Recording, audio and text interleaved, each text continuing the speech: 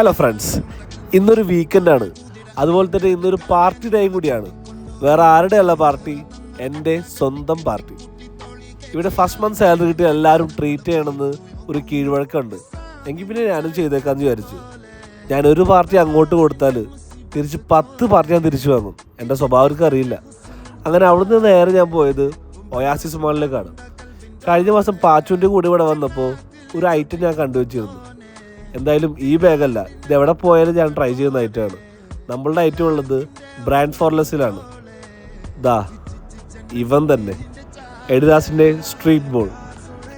ഒരു മാസമായിട്ട് എൻ്റെ മനസ്സിലുള്ളൊരു ആഗ്രഹമായിരുന്നു.